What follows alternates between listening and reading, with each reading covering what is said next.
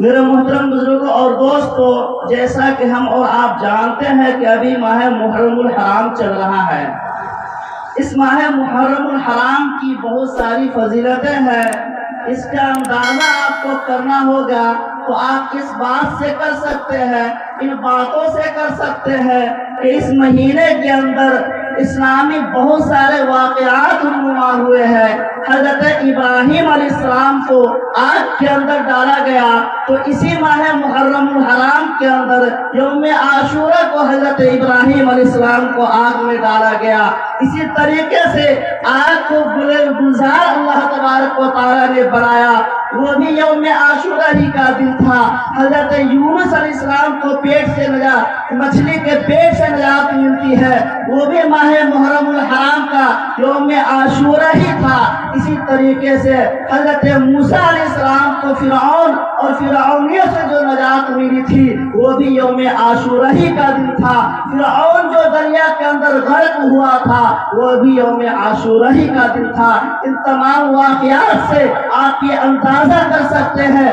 آپ یہ سمجھ سکتے ہیں کہ واقعی محرم الحرام کی بہت ساری فضیلتیں ہیں، بہت ساری اہمیتیں ہیں۔ میرے عزیز دوستو، اسی طریقے سے اس ماہ مبارک کے اندر تمام فضیلتوں کے ساتھ ہم اور آپ اس ماہ مبارک کے 9ویں اور 10ویں تاریخ کو یا 10ویں اور 11ویں تاریخ کو ماہ محرم الحرام میں روزہ رکھتے ہیں۔ اس روزہ کے بارے میں آپ کو بتا دوں، اس کی فضیلت یہ ہے کہ اگر کوئی شخص اس ماہ مبارک کے اندر روزہ رکھتا ہے، اگر یوم عاشورہ کا روزہ رکھتا ہے، اس کے پچھلے 1 سال کے گناہ کو معاف کر دیا جاتا ہے۔ میرے عزیز دوستو، یہ روزہ رکھنے کی فضیلت ہے، لیکن اس کے ساتھ ساتھ ایک غلط فہمی کا حضرات ازالہ کر لیں۔ ہم اور آپ یوم عاشورہ کے موقع سے جو روزہ رکھتے ہیں، یہ روزہ حضرت امام حسین رضی اللہ تعالی عنہ کی شہادت کی وجہ سے نہیں رکھتے ہیں،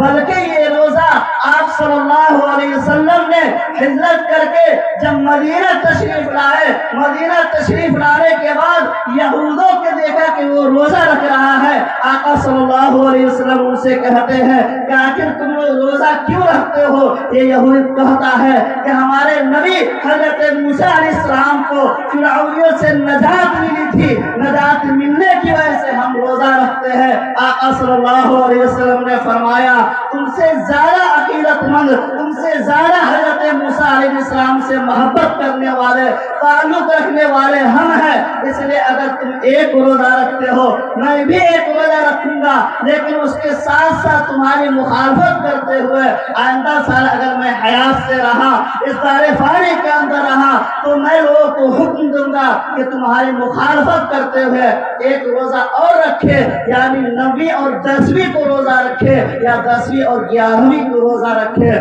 میرے عزیز دوستو، یہ روزہ حضرت امام حسین رضی اللہ تعالی عنہ کی شہادت کی وجہ سے نہیں رکھا جاتا ہے، بلکہ یہ روزہ آقا صلی اللہ علیہ وسلم نے حضرت موسیٰ علیہ السلام کے ساتھ، موسیٰ علیہ السلام کے عقیدت میں جو یہودی روزہ رکھا کرتے تھے، اس مناسبت سے آقا صلی اللہ علیہ وسلم نے اپنی امتیوں کو روزہ رکھنے کا حکم فرمایا، خود بھی روزہ رکھا۔ میرے عزیز دوستو، یہ چند باتیں ہوئی، اب آپ غور کریں اس ماہ مبارک کے اندر جو ایک عظیم واقعہ، ایک عظیم داستان یعنی شہدائے کربلا سے متعلق ہے، آج حضرت امام حسین رضی اللہ تعالی عنہ کی شہادت سے متعلق ہے۔ حضرت امام حسین رضی اللہ تعالی عنہ کی شہادت کیسے ہوتی ہے، پس منظر کیا ہوتا ہے، وجہ کیا ہوتی ہے، آپ غور کریں میرے عزیز دوستو۔ ایک مرتبہ حضرت ام فضل رضی اللہ تعالی عنہ آقا صلی اللہ علیہ وسلم کی خدمت میں آتی ہے اور کہتی ہے آقا صلی اللہ علیہ وسلم میں نے ایک خواب دیکھا ہے، وہ خواب یہ ہے، میں نے خواب دیکھا ہے کہ حضرت فاطمہ رضی اللہ تعالی عنہ کے جسم سے گوشت کا ایک ٹکڑا کٹتا ہے، آپ کے گودے مبارک کے اندر چلا آتا ہے۔ آقا صلی اللہ علیہ وسلم کہتے ہیں رأیت خیرا، یعنی تم نے بہترین خواب دیکھا ہے، تم نے اچھا خواب دیکھا ہے۔ اس کے بعد آقا صلی اللہ علیہ وسلم مسجد نبوی کے اندر عبادت کر رہے ہوتے ہیں، ذکر و اذکار میں مشغول ہوتے ہیں۔ ایک صاحب کی طرف سے خبر آتی ہے کہ حضرت فاطمہ رضی اللہ تعالیٰ عنہا کے گھر ایک بچے کی ولادت ہوئی ہے۔ آقا صلی اللہ علیہ وسلم خوشی سے جھوم جاتے ہیں، حضرت فاطمہ رضی اللہ تعالیٰ عنہا کے گھر تشریف لاتے ہیں، حضرت فاطمہ رضی اللہ تعالیٰ عنہا کے گھر تشریف لاتے ہیں۔ حضرت ام فضل رضی اللہ تعالیٰ عنہا حضرت حسین رضی اللہ تعالیٰ عنہ کو اپنے گود میں لیتی ہے اور آقا صلی اللہ علیہ وسلم کے گود میں لا کر ڈال دیتی ہے۔ آقا صلی اللہ علیہ وسلم کہتے ہیں جس خواب کا ام فضل آپ نے دیکھا تھا اس خواب کی تعبیر یہی ہے کہ حضرت فاطمہ رضی اللہ تعالیٰ عنہ کے گود میں ایک بچے کی ولادت ہوئی ہے اور اس کو آپ نے میرے گود کے اندر لا کر کے رکھا ہے۔ یہ آپ کی خواب کی تعبیر ہے میرے عزیز دوستو۔ اس کے بعد آقا صلی اللہ علیہ وسلم حضرت امام حسین رضی اللہ تعالیٰ عنہ کو گھٹی دیتے ہیں، میٹھی چیز سے کھاتے ہیں، زبان پہ دیتے ہیں۔ اس کے بعد خوش تھے، جھوم رہے ہوتے ہیں۔ اس کے بعد آقا صلی اللہ علیہ وسلم زارو قطار رونے لگتے ہیں، آنسو جاری ہو جاتا ہے، چہرہ مبارک آنسو سے تربتر ہو جاتا ہے۔ میرے عزیز دوستو حضرت ام فضل رضی اللہ تعالی عنہ کہتی ہے آقا صلی اللہ علیہ وسلم یہ خوشی کا موقع ہے، ایسے موقع سے آپ کے آنکھوں کے اوپر آنسو کیسے جاری ہو گیا؟ آقا صلی اللہ علیہ وسلم کہتے ہیں اے ام فضل یہ یقینی بات ہے کہ خوشی کا موقع ہے، لیکن ہمارے سامنے کربلا کا منظر بھی ظاہر ہو رہا ہے، میدان کارزار بھی نظر آ رہا ہے، اس لیے مجھے آنسو جاری ہو گیا ہے۔ میرے عزیز دوستو اب دیکھیے خواب کی تعبیر اسی طریقے سے آقا صلی اللہ علیہ وسلم نے جو ایک بات سے آگاہ فرمایا کہ میرے سامنے میدان کارزار ظاہر ہو گیا، یہ کس طریقے سے رونما ہوتا ہے، اس کا ظہور کس طریقے سے ہوتا ہے؟ وہ اس طریقے سے ہوتا ہے کہ حضرت امیر معاویہ رضی اللہ تعالی عنہ جب اپنے لڑکے یعنی یزید کو سلطنت سے نوازتا ہے، یزید خلافت کے اوپر فائز ہوتا ہے، عہدہ خلافت کو قبول کرتا ہے۔ یہ یزید کے بارے میں آپ اتنا جان لیں، یہ فسق و فجور لہو و لعب میں مبتلا تھا، یہ نیک دل انسان نہیں تھا، یہ خرافات کو پھیلایا کرتا تھا۔ احکام شرعیہ آقا صلی اللہ علیہ وسلم کے دین کے اندر جن چیزوں کو حرام کیا گیا ہے اس کو یہ حرام کرنے پہ تلا ہوا تھا، یہاں تک کہ یہ یزید حج کے لیے جب جاتا ہے، حج سے جب واپس آتا ہے شراب کا باٹل لے کر کے واپس آتا ہے۔ میرے عزیز دوستو کھلے عام ایک گناہ میں مبتلا تھا، اس کا مشاہدہ حضرت امام حسین رضی اللہ تعالیٰ عنہ بھی کر چکے تھے۔ میرے عزیز دوستو جب یزید تخت نشی ہوتا ہے، تخت کے اوپر بیٹھتا ہے، ایسے موقع سے یہ یزید ولید بن عتبہ کو خبر کرتا ہے کہ حضرت امام حسین، حضرت عبداللہ بن عمر، حضرت عبداللہ بن عباس اور اسی طریقے سے جو اور صحابہ کرام ہیں تمام کے پاس خبر بھیجو کہ وہ میری ہاتھوں پہ بیعت کرے۔ میرے عزیز دوستو ولید بن عتبہ اپنے دربار میں حضرت امام حسین رضی اللہ تعالیٰ عنہ کو بلاتے ہیں اور کہتے ہیں کہ آپ یزید کے ہاتھ پہ بیعت کریں۔ حضرت امام حسین رضی اللہ تعالیٰ عنہ جن کی پرورش آقا صلی اللہ علیہ وسلم کی خدمت میں ہوئی ہے، آقا صلی اللہ علیہ وسلم حضرت حسین رضی اللہ تعالیٰ عنہ سے اس قدر پیار کرتے رہے ہیں، آقا صلی اللہ علیہ وسلم کے دیار میں مسلسل حضرت امام حسین رضی اللہ تعالیٰ عنہ کو رہنا ہوا ہے۔ حضرت امام حسین رضی اللہ تعالیٰ عنہ آقا صلی اللہ علیہ وسلم کے نواسے ہیں۔ میرے عزیز دوستو حضرت امام حسین رضی اللہ تعالیٰ عنہ کہتے ہیں کہ میں یہ فاسق و فاجر کے ہاتھوں پہ بیعت کرنے کے لیے تیار نہیں ہوں، میں ان کو اپنا خلیفہ ماننے کے لیے تیار نہیں ہوں۔ میرے عزیز دوستو یہیں سے تاریخ کربلا کا پس منظر شروع ہوتا ہے۔ میرے عزیز دوستو کوفہ والے ادھر حضرت امام حسین رضی اللہ تعالیٰ عنہ یزید کے ہاتھ پر بیعت کرنے سے انکار کر دیتے ہیں، ادھر کوفہ والے خطوط لکھنے شروع کر دیتے ہیں، آقا حضرت امام حسین رضی اللہ تعالیٰ عنہ کے پاس خط لکھنے شروع کر دیتے ہیں۔ علماء کرام اپنے کتابوں کے اندر لکھتے ہیں کہ کم و بیش 12,000 خطوط لکھے گئے کہ آپ کوفہ کے اندر تشریف لے آئے، آپ کے ہاتھ پہ کوفہ والے بیعت کرنا چاہتے ہیں، یزید کے بیعت کو ٹھکرا کر کے آپ کے ہاتھوں میں بیعت کرنا چاہتے ہیں، آپ کوفہ تشریف لائے۔ میرے عزیز دوستو، حضرت امام حسین رضی اللہ تعالیٰ عنہ نے کوفہ کے حالات کا جائزہ لینے کے لیے،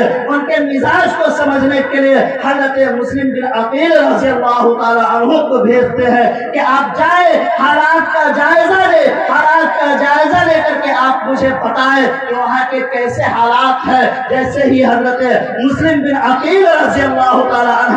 عنہ کوفہ کے اندر آتے ہیں، آپ کا زوردار استقبال ہوتا ہے، پرزور استقبال کیا جاتا ہے۔ میرے عزیز دوستو، لوگ آپ کے ہاتھ پہ بیعت کرتے ہیں، آپ کے ساتھ ہوتے ہیں اور اس بات کے لیے اصرار کرتے ہیں کہ آپ حضرت امام حسین رضی اللہ تعالیٰ عنہ کو خط لکھے کہ یہاں کے حالات اچھے ہیں تاکہ حضرت امام حسین رضی اللہ تعالیٰ عنہ کوفہ کے لیے تشریف لے آئے۔ میرے عزیز دوستو، حضرت مسلم بن عقیل رضی اللہ تعالیٰ عنہ خط لکھتے ہیں، حضرت امام حسین رضی اللہ تعالیٰ عنہ کوفہ کے لیے سفر شروع کر دیتے ہیں۔ کوفہ کے لیے جب سفر شروع کرتے ہیں، راستے میں خبر ادھر حضرت مسلم بن عقیل رضی اللہ تعالیٰ عنہ کی جو مقبولیت بڑھ رہی تھی، لوگ ان کے ساتھ آ رہے تھے۔ یزید کو برداشت نہیں ہوتا ہے، یزید غصہ ہوتا ہے۔ کوفہ کے جو والی تھا، جو وہاں کا گورنر تھا، اس کو عہدے سے معزول کرتا ہے۔ عبید اللہ ابن زیاد کو کوفہ کا والی اور وہاں کا گورنر منتخب کرتا ہے اور اسے کہتا ہے کہ آپ جائیں، مسلم بن عقیل کی مقبولیت کو روکنے کی کوشش کریں، لوگوں کو اس سے دور کرنے کی کوشش کریں۔ چنانچہ یہ عبید اللہ ابن زیاد کوفہ آتا ہے، آنے کے بعد ایک تقریر کرتا ہے۔ تقریر کا نتیجہ یہ ہوتا ہے کہ جتنے بھی لوگ حضرت مسلم بن عقیل رضی اللہ تعالیٰ عنہ کے سپورٹ میں تھے، ان کا ساتھ دے رہے تھے، ان کے ساتھ ہمدردی کا مظاہرہ کر رہے تھے، میرے عزیز دوستو، وہ تمام کے تمام ساتھ چھوڑ دیتے ہیں اور تنہا تنہا حضرت مسلم بن عقیل رضی اللہ تعالیٰ عنہ ہو جاتے ہیں۔ حانی بن عروہ کے گھر آپ قیام کرنے پہ مجبور ہوتے ہیں، لیکن یہ ابن زیاد کا قاصد وہاں بھی پہنچتا ہے اور حانی بن عروہ سے کہتا ہے کہ آپ کے گھر میں مسلم بن عقیل رضی اللہ تعالیٰ عنہ جو ہے انہیں آپ میرے حوالے کریں۔ حضرت حانی بن عروہ رضی اللہ تعالیٰ عنہ کہتے ہیں کہ میں آپ کے سامنے اتنے حسین و جمیل پھول کو آپ کے سپرد نہیں کر سکتا ہوں۔ میرے عزیز دوستو، یہ ابن زیاد کا لشکر کہتا ہے، ان کا قاصد کہتا ہے کہ اگر آپ مسلم بن عقیل کو میرے حوالے نہیں کرتے ہیں تو آپ کو قتل کر دیا جائے گا۔ میرے عزیز دوستو، حضرت حانی بن عروہ رضی اللہ تعالیٰ عنہ کہتے ہیں کہ میری ایک جان کیا، اگر سینکڑوں جانیں بھی میرے پاس اگر ہو تو تمام جانیں اگر قربان ہو جائے، لیکن پھر بھی میں آپ تمہارے سامنے مسلم بن عقیل رضی اللہ تعالیٰ عنہ کو سپرد نہیں کروں گا۔ اس طریقے سے حضرت مسلم بن عقیل رضی اللہ تعالیٰ عنہ کو حانی بن عروہ سپرد نہیں کرتے ہیں۔ نتیجہ یہ ہوتا ہے کہ ابن زیاد کا قاصد حانی بن عروہ رضی اللہ تعالیٰ عنہ کو شہید کر دیتا ہے۔ اس کے بعد حضرت مسلم بن عقیل رضی اللہ تعالیٰ عنہ اور اسی طریقے سے حانی بن عروہ رضی اللہ تعالیٰ عنہ کے خاندان والے میدان کے اندر آتے ہیں، قتل و قتال کرتے ہیں اور اس طریقے سے حانی بن عروہ رضی اللہ تعالیٰ عنہ کے اور اس طریقے سے حضرت مسلم بن عقیل رضی اللہ تعالیٰ عنہ کو شہید کر دیا جاتا ہے اور اس طریقے سے حضرت مسلم بن عقیل رضی اللہ تعالیٰ عنہ شہید ہو جاتے ہیں۔ حضرت امام حسین رضی اللہ تعالیٰ عنہ سفر کر کے کوفہ کی طرف تشریف لا رہے ہوتے ہیں، راستے میں یہ خبر ملتی ہے کہ حضرت مسلم بن عقیل رضی اللہ تعالیٰ عنہ کو شہید کر دیا گیا ہے۔ حضرت امام حسین رضی اللہ تعالیٰ عنہ غور و فکر کرتے ہیں، سوچنے لگتے ہیں، اس کے بعد ایک شخص سے ملاقات ہوتی ہے، ان سے حالات کے بارے میں معلوم کرتے ہیں کہ کوفہ کے حالات کیسے ہیں۔ وہ شخص کہتا ہے کہ کوفہ والوں کا دل آپ کے ساتھ ہے، لیکن ان کی تلواریں یزید کے ساتھ ہے۔ اس طریقے سے حضرت امام حسین رضی اللہ تعالیٰ عنہ غور و فکر کر رہے ہوتے ہیں، اتنے میں ہی حضرت مسلم بن عقیل رضی اللہ تعالیٰ عنہ کے جو خاندان والے تھے ان کی طرف سے کہنا ہوتا ہے کہ حضرت امام حسین رضی اللہ تعالیٰ عنہ ہم ان کا بدلہ لے کر کے رہیں گے۔ حضرت مسلم بن عقیل رضی اللہ تعالیٰ عنہ کی جو انہوں نے شہادت کیا ہے، ہم ان کا بدلہ لے کر کے رہیں گے،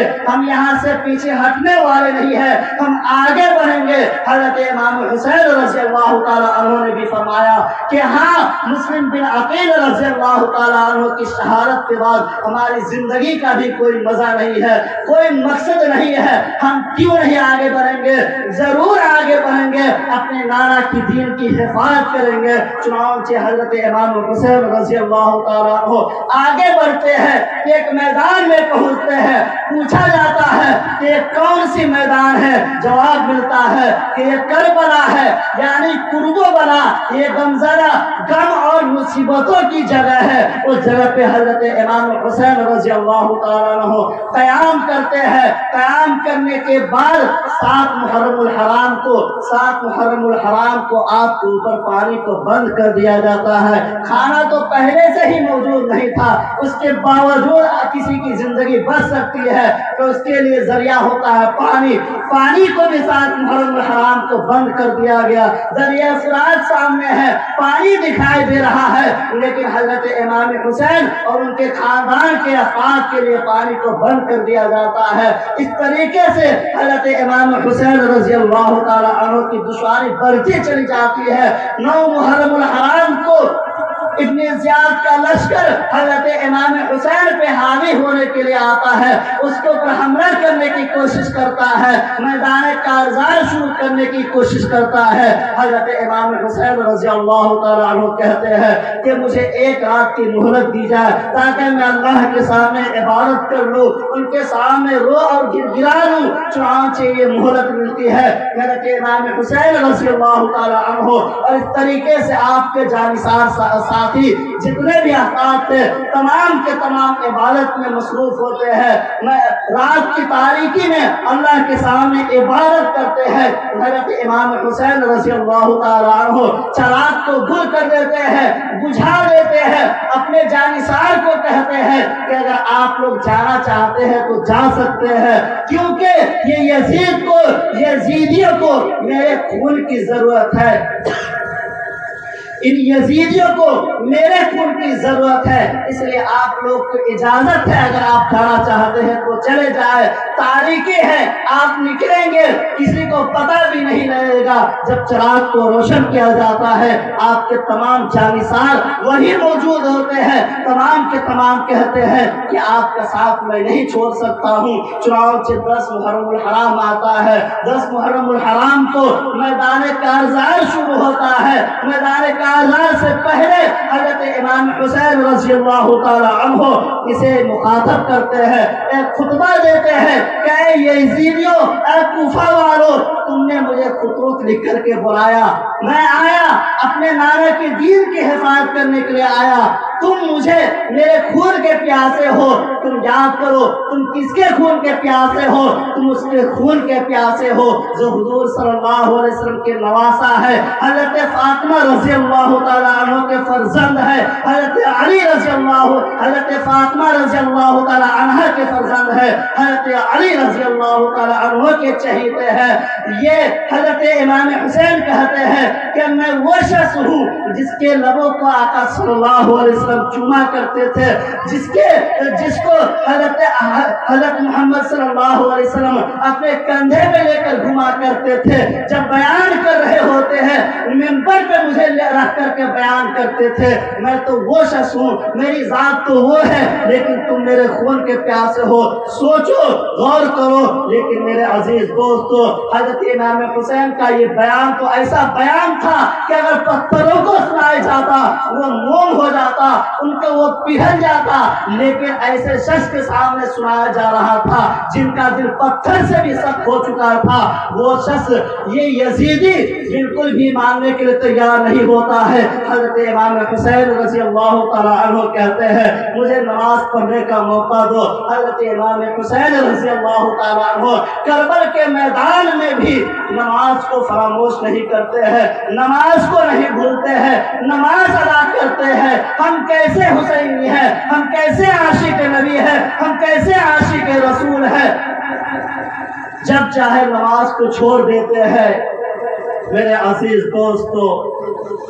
اس چیز سے بچنے کی ضرورت ہے, نماز کو قائم کرنے کی ضرورت ہے, اسلام کے احکام کو زندہ کرنے کی ضرورت ہے, ان کے ساتھ پوری طریقے سے اس کو اپنی زندگی میں اتارنے کی ضرورت ہے. حضرت امام حسین رضی اللہ تعالیٰ عنہ جیسے ہی نماز سے فارغ ہوتے ہیں یہ یزیدیوں کا لشکر آپ پہ حاوی ہو جاتا ہے, آپ پہ حملہ کرنا چاہتا ہے, اور اس طریقے سے حضرت امام حسین رضی اللہ تعالیٰ عنہ کو زمین پہ پچھاڑ دیتا ہے. حضرت امام حسین رضی اللہ تعالیٰ عنہ کے سینے پہ بیٹھ جاتا ہے اور آپ کے سر کو بدن سے جدا کر دیتا ہے, اور جدا کرنے کے بعد آپ کے بدن پہ گھوڑوں کو دوڑا دیا جاتا ہے, آپ کے بدن کو لہو لہان کر دیا جاتا ہے. اور میرے عزیز دوستو, اس طریقے سے آپ کو شہید کیا جاتا ہے, آپ کے بدن کو چکنا چور کیا جاتا ہے, زخمی کیا جاتا ہے. آپ کے سر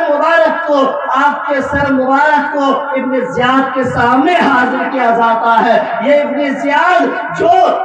جس کے اندر دشمنی, جس کے قلوب کو کالا کر چکا تھا, جس کے قلوب میں کینہ اور بغض بھر چکا تھا, اپنے خوشیوں کے لیے, اپنی خواہش کو مٹانے کے لیے حضرت امام حسین رضی اللہ تعالیٰ عنہ کے لبوں کے اوپر نیزہ مارتا ہے, ان کو زخمی کر رہا ہوتا ہے. وہیں پہ حضرت زبیر بن ارقم اور یا کہ کوئی اور صحابی موجود ہوتے ہیں, وہ کہتا ہے ابن زیاد اللہ سے ڈرو, یہ تو وہ لب مبارک ہے جس کو آقا صلی اللہ علیہ وسلم چوما کرتے تھے, بوسہ دیا کرتے تھے. تم اس پہ نیزہ چڑھا رہے ہو, تم اس پہ نیزہ مار رہے ہو, تم پہ افسوس ہے, تمہاری زندگی پہ افسوس ہے. میرے عزیز دوستو, اس طریقے سے حضرت امام حسین رضی اللہ تعالیٰ عنہ کی شہادت ہوتی ہے. حضرت امام حسین رضی اللہ تعالیٰ عنہ کی شہادت سے پہلے کربلا کے میدان میں حضرت علی اکبر رضی اللہ تعالیٰ عنہ میدان کارزار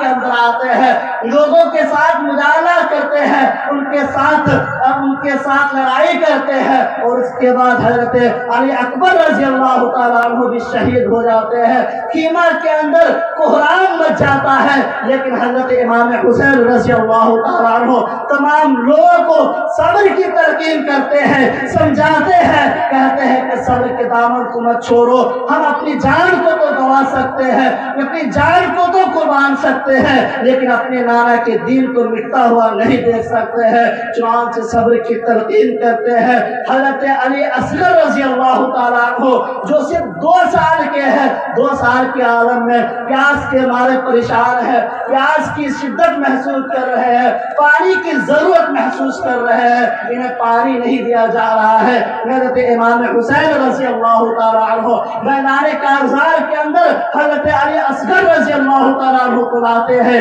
اور کہتے ہیں اے ابن زیاد کے لشکر, تم میرے خون کے پیاسے تو ہو سکتے ہو, تم میرے خون کو حاصل کرنے کی کوشش تو کر سکتے ہو, لیکن یہ ننھا سا معصوم بچہ, اس سے تمہیں کیا تکلیف ہے, اس سے تمہیں کیا پریشانی ہے کہ تم اسے پیاسے رکھتے ہو. لو, اگر تمہیں اس بات کی خواہش ہے کہ تم حسینی خاندان والوں سے اپنے پیاس کو بجھانا چاہتے ہو تو لو, یہ ہمارا 2 سال کا بچہ بھی تمہارے سامنے حاضر ہے, تم اپنی پیاس کو بجھا لو, اپنی حوث کی پیاس کو بجھا لو، یہ کہنا تھا۔ اتنے میں ایک نیزہ آتا ہے، حضرت علی اصغر رضی اللہ تعالیٰ عنہ کے گلے پہ لگتا ہے، گلے کے اس پار گلے پہ لگتا ہے۔ حضرت امام حسین رضی اللہ تعالیٰ عنہ اس نیزے کو نکالتے ہیں، خون کا فوارہ بہ اٹھتا ہے۔ حضرت امام حسین رضی اللہ تعالیٰ عنہ اپنے ہاتھوں میں خون کے فوارے کو لیتے ہیں، آسمان کی طرف اچھالتے ہیں اور کہتے ہیں کہ اے اللہ دیکھیے، اے اللہ دیکھیے، یہ اولاد نبی آپ کے پیارے محبوب، آپ کے بھیجے ہوئے نبی کے اولاد کے ساتھ یہ ظلم ہو رہا ہے، کیسا ظلم ہو رہا ہے۔ اس کے بعد میدان کارزار کے اندر حضرت امام حسین رضی اللہ تعالیٰ عنہ بھی آتے ہیں اور ان کی بھی شہادت ہو جاتی ہے۔ اس طریقے سے میدان کارزار کے اندر، کربلا کے میدان میں آپ کے جانثار ساتھی اور اسی طریقے سے علی اکبر رضی اللہ تعالیٰ عنہ، علی اصغر رضی اللہ تعالیٰ عنہ اور خود حضرت امام حسین رضی اللہ تعالیٰ عنہ کی شہادت ہو جاتی ہے۔ میرے عزیز دوستو، جان کو قربان تو کر دیتے ہیں، لیکن اپنے نانا کی دین کی حفاظت کے لیے جان کو قربان تو کر دیے، لیکن اپنے نانا کی دین کو مٹتا ہوا گوارا نہ سمجھے، جس کا نتیجہ یہ ہوا کہ اپنے جانوں کو قربان کر دیے۔ میرے عزیز دوستو، اب ہمیں سوچنا ہے، اب ہمیں غور کرنا ہے کہ کیا ہم آقا صلی اللہ علیہ وسلم کے چہیتے نواسا حضرت امام حسین رضی اللہ تعالیٰ عنہ سے سچے عشق کرتے ہیں یا نہیں؟ کیسے یہ سمجھ میں آئے گا؟ اس طریقے سے آپ اپنے عشق کا اظہار کر سکتے ہیں کہ آپ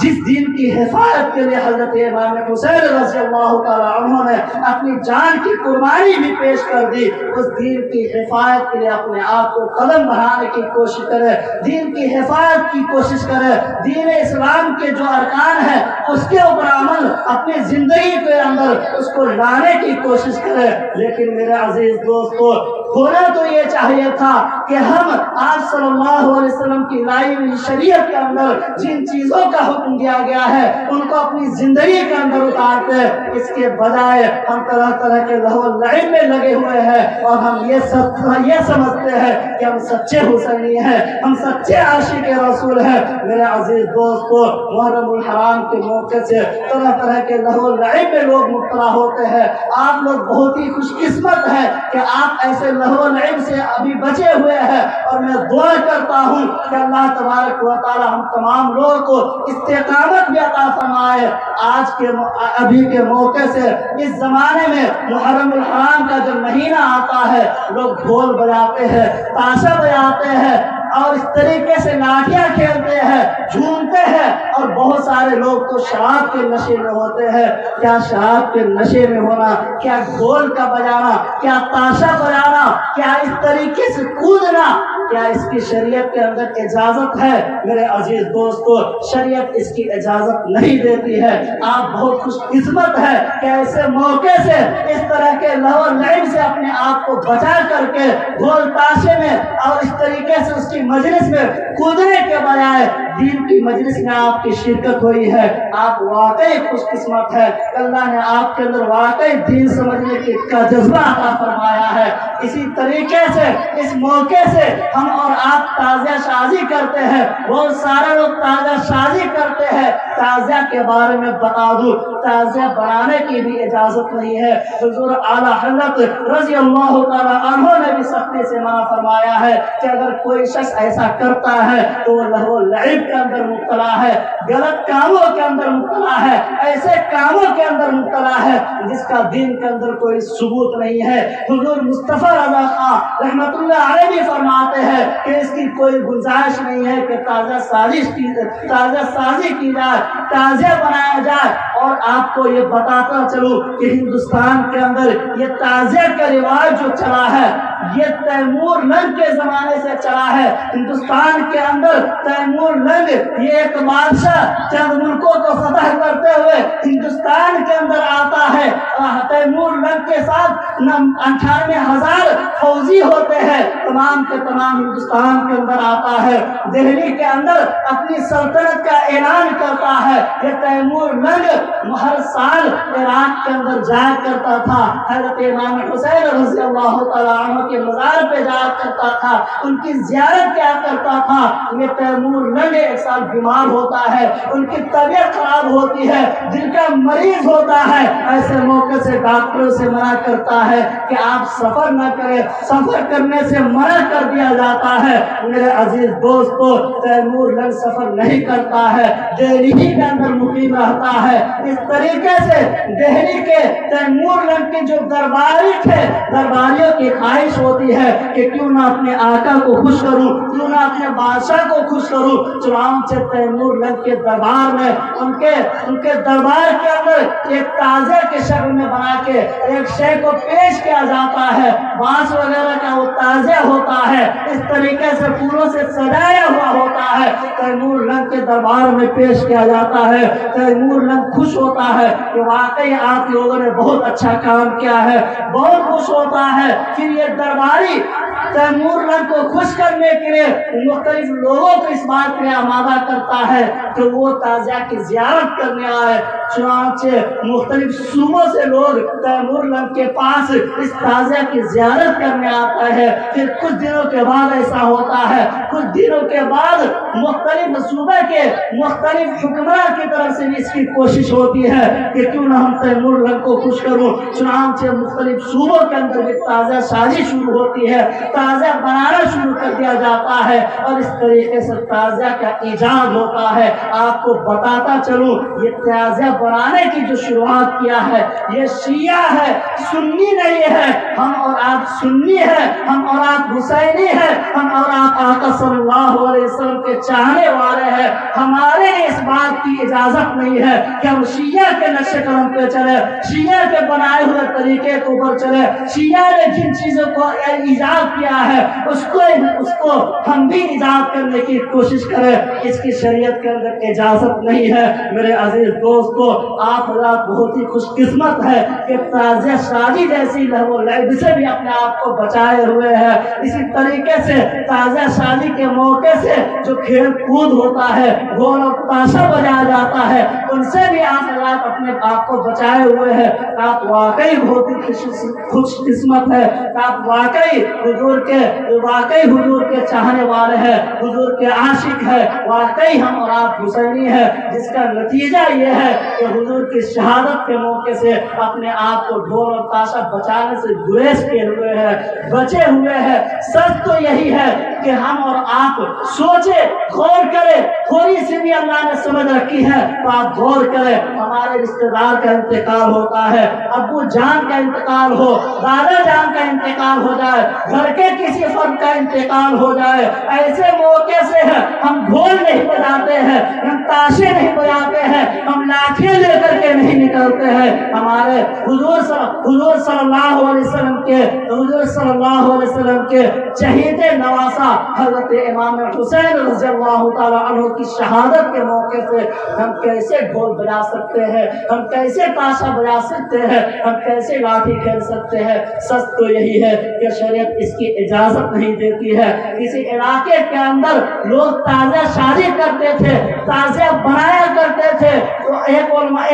عالم صاحب کا اس گاؤں کے اندر ایک پروگرام تھا، انہوں نے پروگرام کے اندر ایک بات فرمایا کہ دیکھو آپ تازہ بنانے سے بچو۔ لڑکوں کی طرف سے یہ کہا گیا کہ حضرت میں تازہ بنانے سے تو رک جاؤں گا، لیکن ایک بات کی آپ اجازت دے دیجئے، اجازت آپ اس بات کی دے دیجئے کہ میں تازہ تو نہیں بناؤں لیکن لاٹھیاں کھیلا کروں۔ میرا عزیز دوستو، حضرت کیا کہنا ہوتا ہے کہ دیکھو ٹھیک ہے، میں تمہاری ایک بات کو مانتا ہوں، تم بھی میری ایک بات کو مان لو۔ وہ نوجوان کہتا ہے کہ ٹھیک ہے حضرت، میں آپ کی ایک بات ماننے کے لیے تیار ہوں۔ چنانچہ حضرت کہتے ہیں کہ دیکھو ٹھیک ہے، تمہاری یہ خواہش ہے کہ ہم لاٹھی کھیلوں، میں ڈھول اور تاشا بجاؤں، تم तुम बजाओ, लेकिन तुम ऐसा करना अपने माँ और बहनों को साथ नहीं ले जाना, अपने बहनों को साथ नहीं ले जाना, अपने बेटियों को साथ नहीं ले जाना। मेरे अजीज दोस्तों,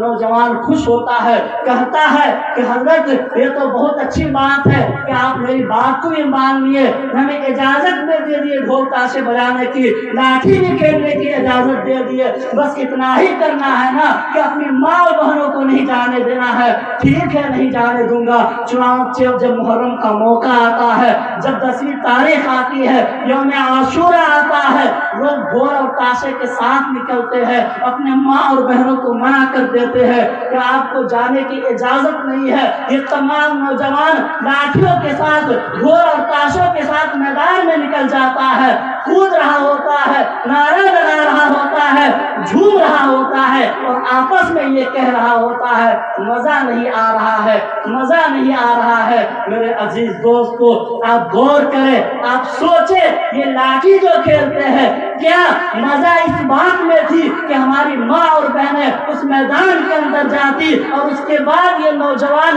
लाठियां खेलते, ढोल और ताशे बजाते, झूमते और हमारी माँ और बहनों को दिखाते और देख करके इस तरीके से भीड़ों में इजाफा करते। मेरे अजीज दोस्तों, मजा नहीं आता है, इसका क्या मतलब होता है? मतलब यही होता है कि जब हमारी माँ और बहनें मौजूद होती है तो हमें झूमने में अच्छा लगता है, कूदने में अच्छा लगता है, नारा लगाने में अच्छा लगता है, लेकिन जब वो मौजूद नहीं है तो मजा नहीं आता है। मेरे अजीज दोस्तों, नतीजा ये होता है कि उसके बाद वाले साल में ढोल और ताशा भी बंद हो जाता है, खाजा साजी भी बंद हो जाती है और इसी तरीके से मजलिस को सजाई जाती है जिस तरीके से यहाँ के नौजवानों ने मजलिस को सजाया है। हजरत हाफिज इमरान साहब रहमत बरकातुहु आलिया ने मजलिस को सजाया है, आप तमाम लोगों ने मजलिस को सजाया है। इस तरीके से मजलिस सजानी शुरू हो जाती है और इस तरीके से मजलिस को सजा करके हजरत इमाम हुसैन रज़ियल्लाहु ताला अन्हु की शान में नजराने अकीदत पेश करते हैं, उनके लिए इशारों सवाब करते हैं और इस तरीके से ऐसे मौके से आपकी कुर्बानी, आपकी शहादत के पस मंजर को बयान किया जाता है और सुना जाता है। अल्लाह तबारक व तआला से दुआ है कि अल्लाह तबारक व तआला हम तमाम लोगों को हुजूर के सच्चे आशिक बनाए, हज़रत इमाम हुसैन रज़ियल्लाहु ताला अन्हु से सच्चा बेहतरीन और सच्चा इश्क पैदा फरमाए। उनके जिस तरीके से हज़रत इमाम हुसैन रज़ियल्लाहु ताला अन्हु ने दीन की हिफाजत के लिए और इसी तरीके से आपके जानिसार ने दीन की हिफाजत के लिए अपनी कुर्बानियों को पेश किया है। अल्लाह तबारक व तआला हम तमाम लोगों को दीन की हिफाजत के लिए जब भी अपने जान देने की जरूरत पड़े, जान देने के लिए तैयार रहे, माल देने की जरूरत पड़े, माल देने के लिए तैयार रहे और जिस मौके से जैसी जरूरत पड़े वैसी जरूरत को पूरी करने के लिए तैयार रहे। अल्लाह तबारक व तआला हम तमाम लोगों को कहने सुनने से ज्यादा अमल करने की तौफीक अता फरमाए।